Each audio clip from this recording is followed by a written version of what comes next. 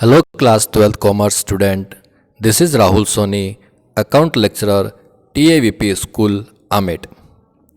In today's session, I am going to deliver full summary of chapter number 11, that is ratio analysis or accounting ratio. Firstly, we understood what is ratio. Ratio is an expression of one number in relation to another. It is one of the method of analyzing financial statement. A ratio is found by dividing one figure by another. Okay किसी एक number को another number के साथ में जो उसका relation होता है उसको जब हम प्रेजेंट करते हैं उसे बोलते हैं रेशियो. ओके तो इसी रेशियो से हम अपने फाइनेंशियल स्टेटमेंट के जितने भी हमारे कंटेंट है उन्हें हम उनके रिलेशंस को रेशियो से मैथमेटिकल व्यू से हम यहाँ पर उनको रिप्रेजेंट करेंगे. ओके तो नेम क्लियर हो गया ना कि रेशियो एनालिसिस. एनालिसिस मतलब किसका एनालिसिस? फाइनेंशियल स्टेटमेंट का एनालिसिस. और फाइनेंशियल स्टेटमेंट के जो कंटेंट है उनको हमें रेशियो के फॉर्म में रिप्रेजेंट करना है अभी यहाँ. Okay so it can be express in three ways. First is quotient obtained by dividing one value by the another. Okay for example जो भी आपके पास क्वोशिएंट आया उसको आप किसी अदर वैल्यू से डिवाइड कर दो. तो जैसे आपके पास presented 40 student out of 60 student, 60 में से 40 बच्चे आपके पास आप प्रेजेंट है. तो उसको अगर रेशियो के फॉर्म में अगर प्रेजेंट करेंगे तो 40/60 इज इक्वल टू 2/3. तो 0.67 टाइम्स मीन्स 0.67 टाइम्स बच्चे आपके पास आए प्रेजेंट है. ओके एक तो वे ये है कि जो क्वोशिएंट है उसको डिवाइड कर दो. ओके जी सर भाई 2/3 है ना, 3 से डिवाइड कर दो उसको 2 को, तो आपके 0.67 टाइम्स आ जाएगा इसका आंसर. टाइम्स में इसका आंसर आएगा.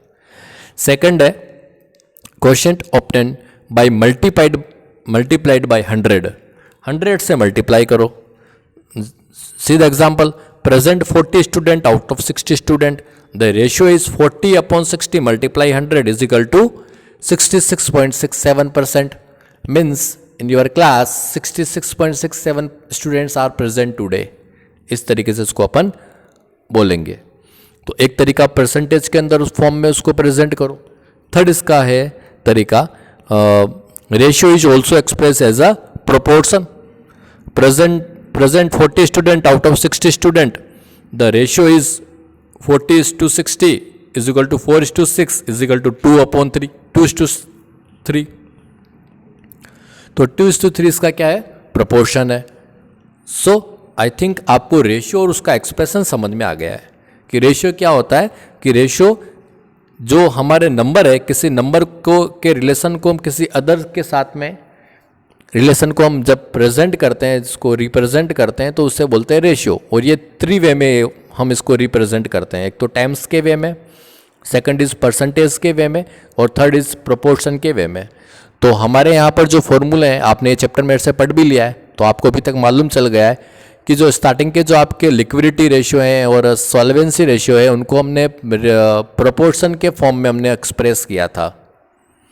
देन उसके बाद में एक्टिविटी रेशियो को हमने टाइम्स के फॉर्म में एक्सप्रेस किया था. देन उसके बाद में प्रॉफिटेबिलिटी रेशियो के फॉर्मूले को हमने परसेंटेज के फॉर्म में एक्सप्रेस किया था. तो सबसे पहले आपको इसमें ये चीज़ क्लियर करना ज़रूरी है कि हम किस तरीके से उसका आंसर आता है. ओके स्टूडेंट, नाउ अब हम बात करते हैं टाइप ऑफ अकाउंटिंग रेशियो. सो बच्चों अकाउंटिंग रेशियो को ओवरऑल हमने यहाँ पर 4 कैटेगरी में बांटा हुआ है. ठीक है, liquidity ratio, solvency ratio, activity ratio और प्रॉफिटेबिलिटी रेशियो. यहाँ पर इसको लिवरेज रेशियो लिखा हुआ है तो कोई आप उसको कंफ्यूज मत होना उससे. जो मैंने आपको नोट्स में बताया उसी को नोट्स को पास में रखते हुए आप उस चीज़ को समझो. तो एकदम नोट्स के इक्विवेलेंट में यहाँ पर चल रहा हूँ और वो आपको पूरी बात समझ में आ जाएगी. ठीक है, वो लिवरेज भी बोलते हैं इसको, ऐसा नहीं है, लिवरेज भी बोलते हैं. ठीक है, लेकिन हमने आपको क्या सिखाया? सोल्वेंसी सिखाया. तो सोल्वेंसी भी हमने सोल्वेंसी पढ़ा है तो सोल्वेंसी बोलूँगा मैं. So firstly we categorise the 4 part of ratio: liquidity ratio, solvency ratio, activity ratio and profitability ratio. In the liquidity ratio there are two formula. First is the current ratio, second is liquid ratio. Okay, liquid ratio को हम acid test ratio और quick ratio भी बोलते हैं। और जैसे आपका table में दिया हुआ कैश रेशियो, तो वो तुम्हारे भी सिलेबस में नहीं है, तो तुम्हारे यहाँ पर दो फॉर्मूले लिक्विडिटी के अंदर, एक तो आपका है लिक्विड रेशियो, उसको क्विक रेशियो भी बोलते हैं, और second is first is current ratio. Clear है जी सर। Then solvency ratio.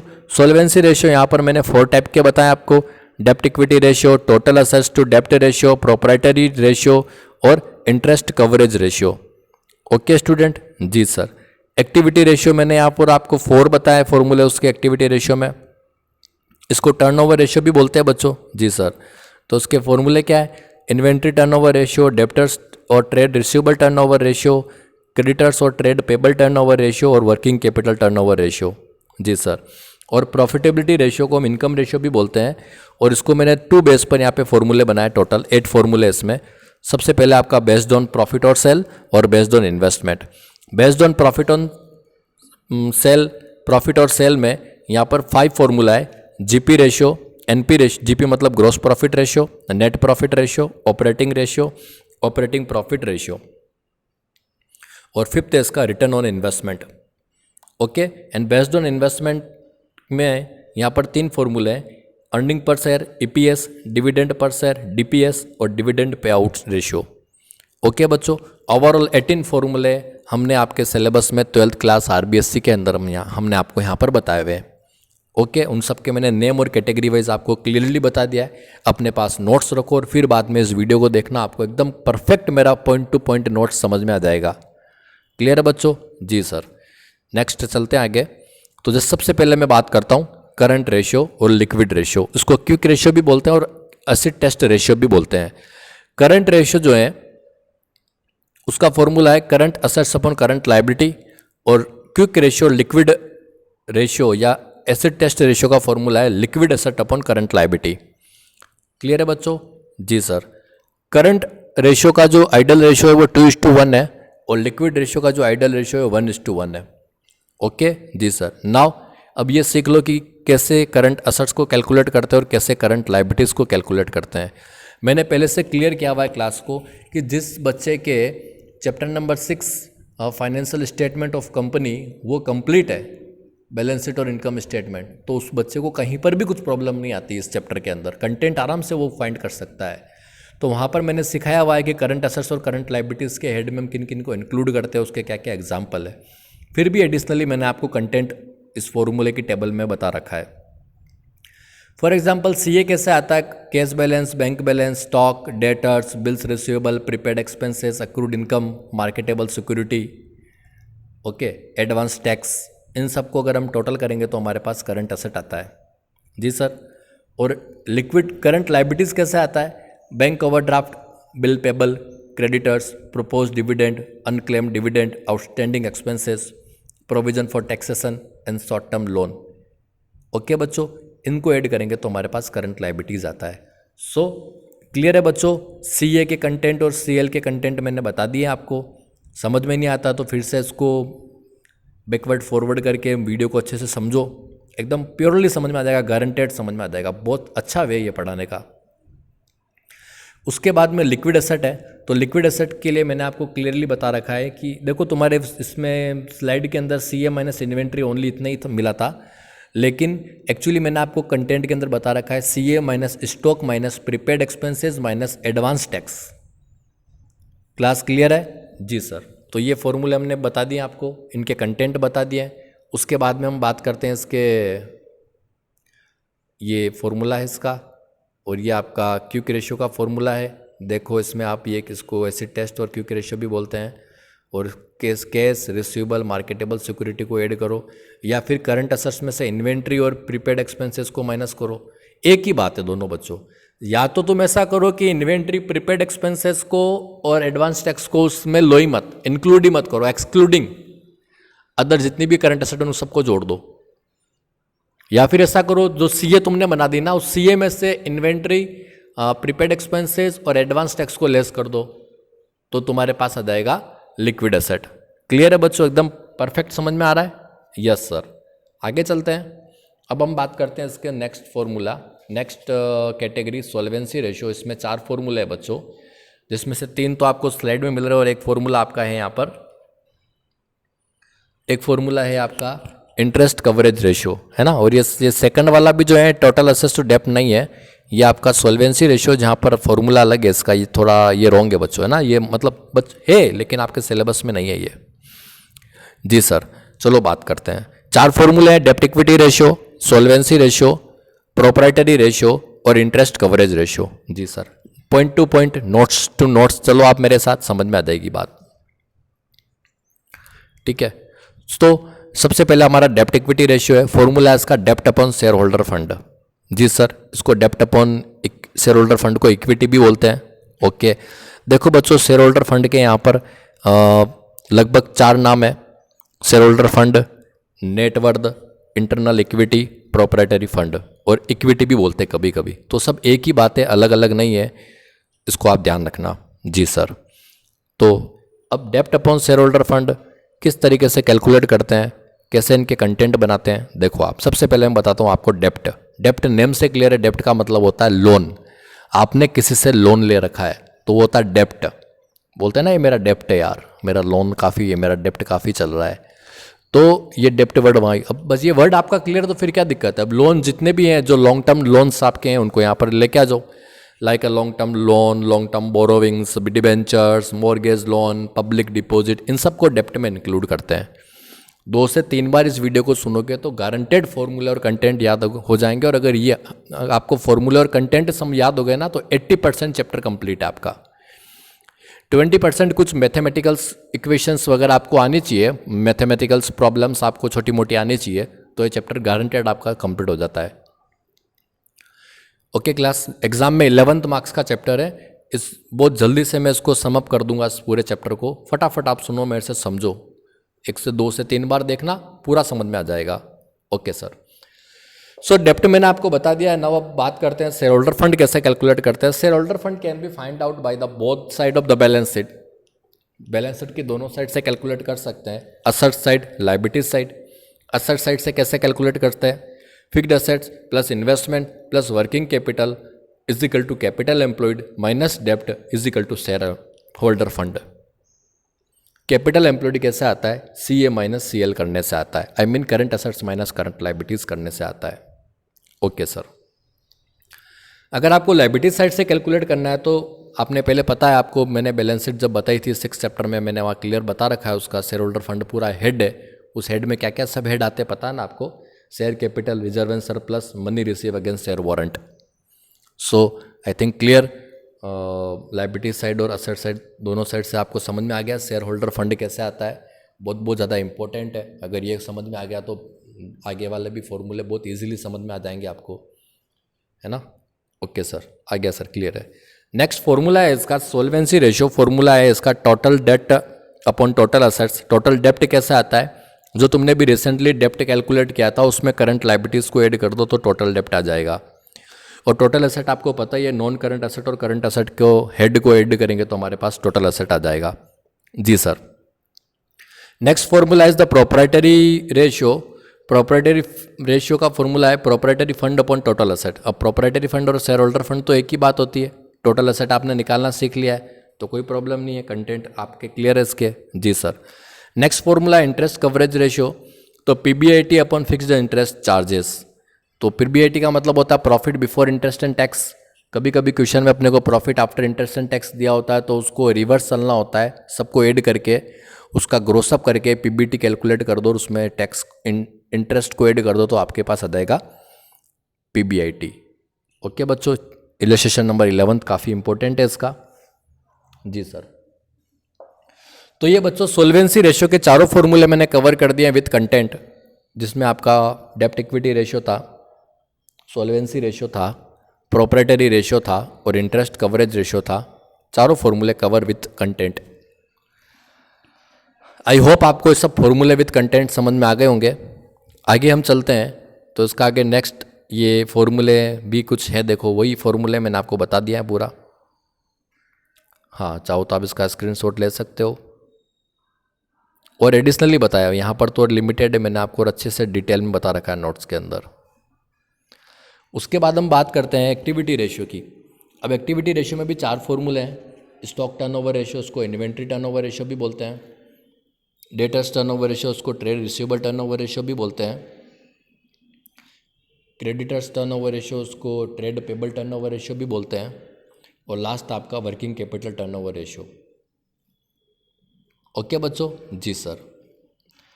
अच्छा है, इजी है फॉर्मूला है, बट थोड़ा सा कैलकुलेशन करवाते समय एग्जाम में कंफ्यूज करते हैं हमारे को इसके क्वेश्चन, तो प्रैक्टिस चाहिएगी इस टाइप के क्वेश्चन को करने के लिए। जी सर। सबसे पहले बात करते हैं स्टॉक टर्नओवर रेशियो। फॉर्मूला है इसका COGS upon average stock. COGS निकालने के लिए आपको 2 फॉर्मूले हैं, opening stock plus purchase plus direct expenses minus closing stock. और इसका सेकंड फॉर्मूला है सेल्स माइनस GP। जी सर। जो फर्स्ट फॉर्मूला है ना, उसको अपन इस तरीके से भी बोल सकते हैं, purchase plus change in inventory plus direct expenses. Okay, क्योंकि अभी प्रेजेंट टाइम में क्या हो गया बच्चों, ये जो अपना आप कंपनी का जो फाइनेंशियल स्टेटमेंट बनाते हो, यहाँ पर ये डायरेक्टली इनकम स्टेटमेंट के अंदर बताता है कि change in inventory opening minus closing stock करता है डायरेक्टली ये। तो कभी कभी क्वेश्चन में क्या होता है, चेंज इन इन्वेंट्री डायरेक्ट दिया होता है, तो बच्चे कंफ्यूज ना होना। आपको पता है चेंज इन इन्वेंट्री का मतलब क्या है, opening minus closing stock. So clear है ना बच्चों ये बात? जी सर। कोई डाउट है? No sir. उसके बाद में हम बात करते हैं एवरेज स्टॉक की। तो ये आता है आपका opening stock plus closing stock upon 2 से। ठीक है, एवरेज मतलब पता ना अपॉन 2 करना है। जी सर। दोनों को 2 है ओपनिंग और क्लोजिंग, तो 2 से डिवाइड करना, 3 हो तो 3 से डिवाइड करो, है ना, तो 2 से डिवाइड करना है यहाँ। ओके जी सर।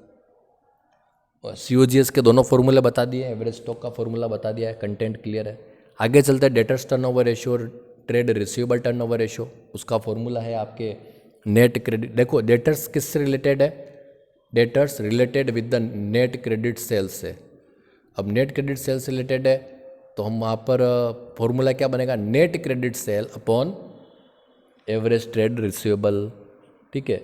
अब नेट क्रेडिट सेल कैसे आती है, जब तुम्हारे पास टोटल सेल दी होती है ना, टोटल सेल में से अगर आपको रिटर्न भी हो, तो टोटल सेल में से रिटर्न माइनस करोगे तो आएगा net total sale, net sale आ जाएगी आपके पास। उसमें से अगर कैश सेल माइनस कर दोगे तो तुम्हारे पास आ जाएगी नेट क्रेडिट सेल आ जाएगी। ठीक है बच्चों? जी सर। और एवरेज टर्न ट्रेड रिसीवेबल कैसे आता है, ट्रेड रिसीवेबल में मैंने आपको बता रखा है debtors plus bills receivable opening और क्लोजिंग बैलेंस को ऐड करके अपॉन 2 करना है। ठीक है।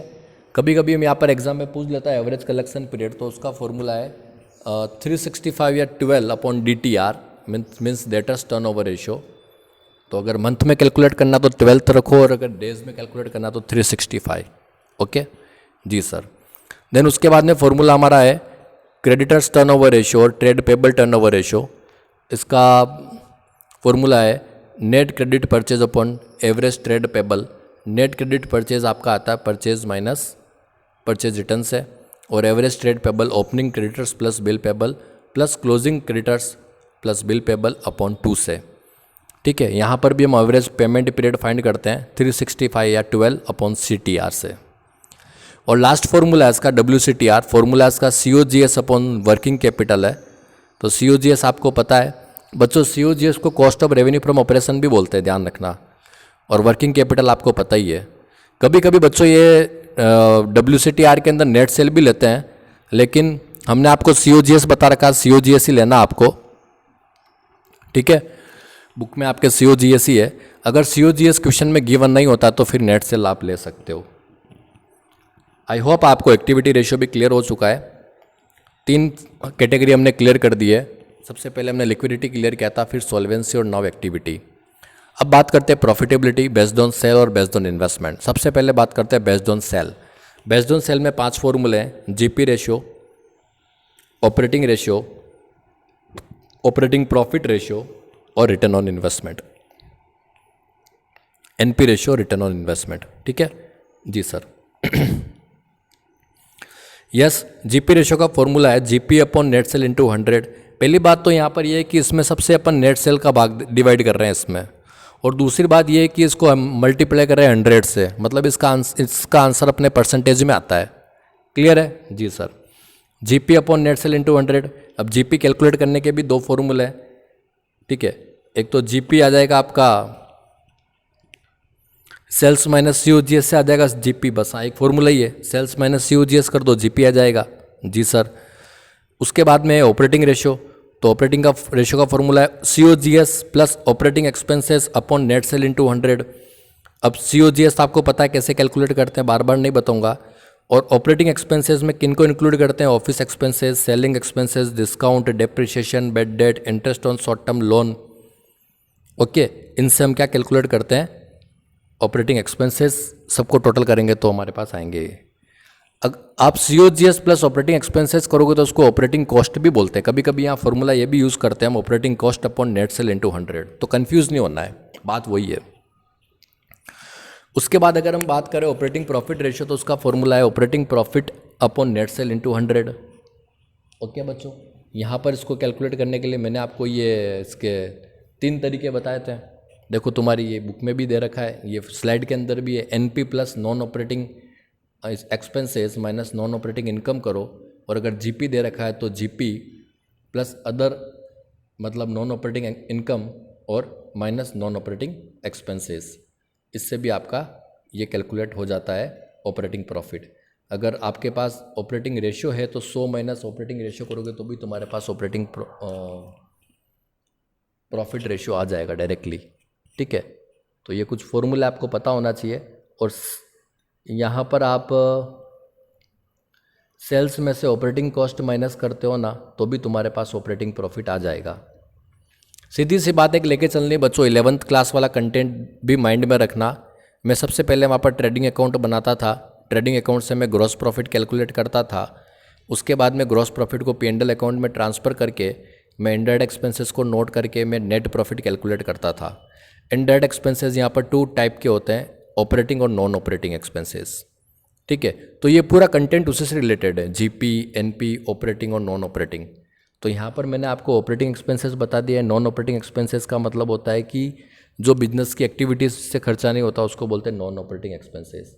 Like interest on long term, loss on sale of fixed assets, ये सब आपके नॉन ऑपरेटिंग एक्सपेंसेस के अंदर आते हैं बच्चों, क्लियर है। देन उसके बाद में एनपी, तो NP net profit after tax upon net sale into 100। Net profit कैसे आता है, sales minus COGS minus operating expenses minus non operating expenses plus non operating income minus tax. और अगर जीपी से कैलकुलेट करोगे तो GP minus operating expenses minus non operating expenses, ठीक है, plus non operating income minus tax. Clear है ना बच्चों? जी सर, कोई डाउट नहीं है? No doubt. उसके बाद बात करते हैं इसके अंदर रिटर्न ऑन इन्वेस्टमेंट ROI। उसका फॉर्मूला वही आपका PBIT upon capital employed into 100। Capital employed मैंने आपको कैलकुलेट करना पहले से सिखा रखा है, ठीक है। अब बेस्ड ऑन इन्वेस्टमेंट की बात करते हैं। यहाँ पर 3 फॉर्मूला है, EPS, DPS और dividend pay out ratio. EPS का फॉर्मूला है profit after interest and tax less preference share dividend upon number of equity share. DPS का फॉर्मूला है dividend paid to equity share holder upon number of share equity share. और dividend pay out का formula है DPS upon EPS into 100। तो बच्चों ये total मैंने 18 फॉर्मूले 12th क्लास आपके लिए कंप्लीट कर दिए। इससे रिलेटेड मैं आपको पीरियोडिकल के अंदर टॉपिक दूंगा। तो सबसे पहले ये ओनली फॉर लगभग 25 मिनट्स का मेरा ये वीडियो है। इसको अगर आपने ढंग से सुन लिया, आपने देख लिया, समझ लिया और विथ आपके नोट्स, तो अप्रोक्स इसके फॉर्मूले और कंटेंट आपको समझ में आ जाएंगे, ठीक है। फिर भी कुछ डाउट होता है तो फिर आप इसके प्रैक्टिस क्वेश्चंस कीजिए, और डाउट होता है तो मेरे फ़ोन कीजिए, मैसेज कीजिए। ओके बच्चों, थैंक यू, बाय।